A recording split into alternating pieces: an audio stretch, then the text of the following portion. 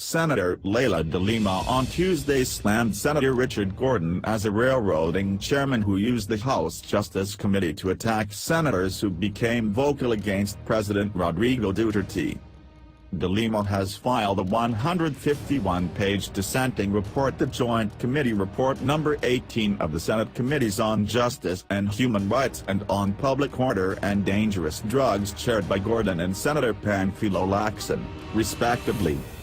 In her dissenting report, De Lima expressed her indignation against the use of a committee report and committee proceedings to attack two senators. De Lima was referring to herself and Senator Antonio Trillanes, for whom the committee report said should be held accountable for their supposed unparliamentary conduct during the course of the Senate probe on extrajudicial killings.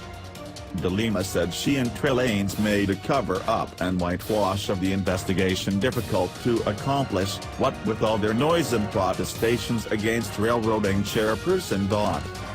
De Lima said they were singled out in the report for being the two most vocal anti-Duterte senators. She also took exception to the fact that the committee report presented her as a bitter politician ought to make it even against Duterte. Duterte had accused De Lima of being involved in the illegal drug trade. For a while, the Gordon report was not really about finding the source behind all this public bloodbath drowning the poor and shirtless in this country, but about libeling, attacking, and pillorying the two senators who dared come out with guns blazing against the president as the inducer of these killings, De Lima said. The committee report, already signed by 11 senators, said De Lima and Trillanes should be held accountable in order to preserve the integrity of the Senate. De Lima said she welcomes another opportunity for persecution by the president's men in the Senate. The president's men will find this woman standing her ground, fighting an old world of old men regurgitated from a not-so-distant past, struggling to clamber up the throat of history for one last gasp of tyranny over truth, De Lima said. De Lima is currently out of the country to receive an award in the United States and attend a speaking engagement in Germany. Batas yan, yung Anti-Voyeurism Act, na may mga pinapakalat silang ganyan, mga pinapakita nila, labag po yan sa batas. So kaya lang, kanino ako dudulog para imbestigahan yan? Kanino ako dudulog para aksyonan yan? PNP ba? NBI ba? DOJ ba? Magkakakontsaba sila lahat dyan sa paghahanap at pagfafabricate ng mga ebidensya na yan laban sa akin. So yan nga ang aking predicament ngayon. Siyempre, kailangan ko rin ng hustisya. Justice dyan sa mga, justice against dyan sa mga kasinungalingan na yan, dyan sa mga sobrang panggigipit sa akin, acts of oppression, acts of persecution. I do need and I cry for justice. Ang isa nga sa mga unang ifa-file naman on the offensive side of things, kasi ang aking legal moves would be both defensive and offensive.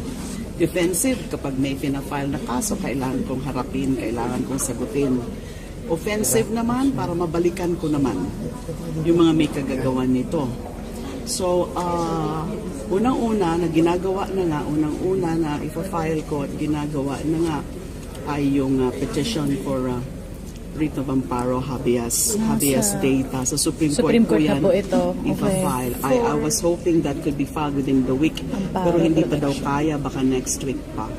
Writ of amparo, writ of habeas data, and then cases also with the Ombudsman, violation of anti-graft, violation of code of conduct of officials, of public officials, prohibition, disbarment, civil action for damages, etc. So it would require massive legal work. Ang nakakaabala lang at ang nakaka-constrain lang is yung aking time.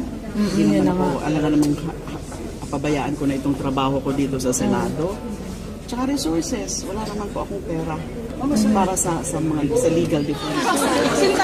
Ma'am, sino kakasuhan daw, ma'am? Aray. Yan.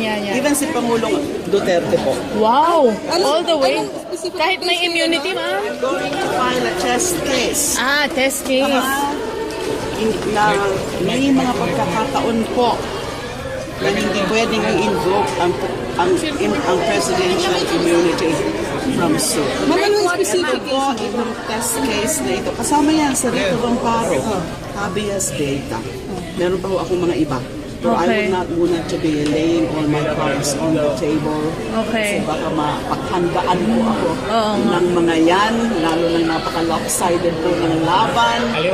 Ako lang po nandito, and then sila yung mga kalaban. So meron po kami mga iniisip.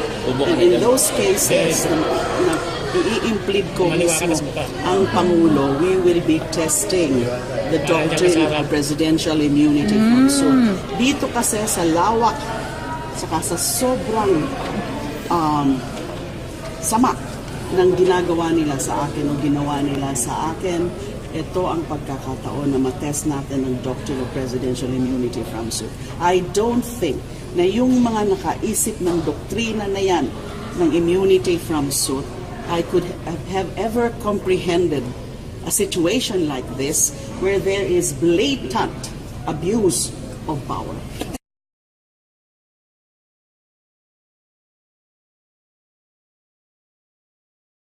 I'm asking you now, who is that compadre you're supposed to be disclosing as allegedly the one who called you and gave you that order, whatever it is, order, advice, request, etc., to reinstate Superintendent Marcos?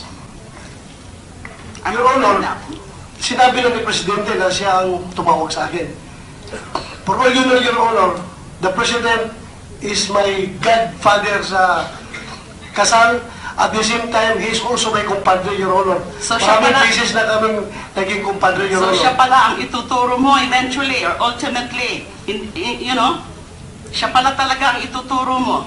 Kung maipit, Your Honor, sasabihin ko, pagpalit tayo ng posisyon, Your Honor, ikaw mag-CPNP. Kung kaya mo Please mag-implicate do ka not ng Presidente, argue Your with Honor. me. I'm the one asking you a question here. Yes, Your Honor. I Do am not argue with me. I've had enough of you. Kayong lahat ng mga nagsisinungaling. Go ahead. I'll answer the question. Please state the question again, Your Honor. So kung inipit ka pala ng Senate Committee o kung sino man para pangalanan yung tumawag sa'yo na inorderan kang i-reinstate si Marcos, si Presidente naman pala talaga ang ituturo mo. Yes, Your Honor, because I am magsiswear ako dito, hindi ako pwede magsinungaling, Your Honor. Sabihin ko totoo. But I was talking to the media. Alam ko media, pinipray ako ng media na gano'n. So, nakisakay rin ako sa kanila, Your Honor. Alam mo naman media na sinusundot ka na parang magsalita. And supposedly, the cited reason is for humanitarian consideration dahil nga mapapalayo daw dapat si Superintendent Marcos sa pamilya siguro or whatever.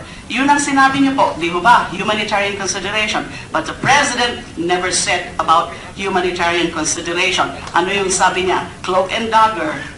Cloak and dagger. What is cloak and dagger? Hayaan niyo lang muna siya na nandyan siya sa Region 8 para masubaybayan niya yung kanyang mga kalokohan. Isn't that the explanation of the President? Your Honor, yung kumpadre ko na yan, Your Honor, sasabi ko si Bongo, siya yung tumatawag sa akin, Your Honor. Tumatawag sa akin, pinasa yung cellphone kay Presidente. So, But before binigyan ni Bongo sa Presidente, Your Honor, meron na rin siya sinasabi na pasiuna, kakausapin na ni Presidente pa rin tungkol dito sa problema ni Marcos. So yun na yung napag-usapan namin, Your Honor. so kung inaamin mo na kumpadre mo rin po si Bongo, so ibig sabihin yan, kasi sinasabi, kinoconfirm mo yung reason, which is humanitarian consideration as against the President's reason, which is, sabaybayan muna natin yan. So, that means, kinausap ka rin ni Bongo about it. Hindi lang siya yung pinatawag at inabot yung cellphone kay Pangulo. Nag-usap muna kayo ni Bongo at sinubukan ni Bongo na sabihin yung sa'yo, for humanitarian consideration,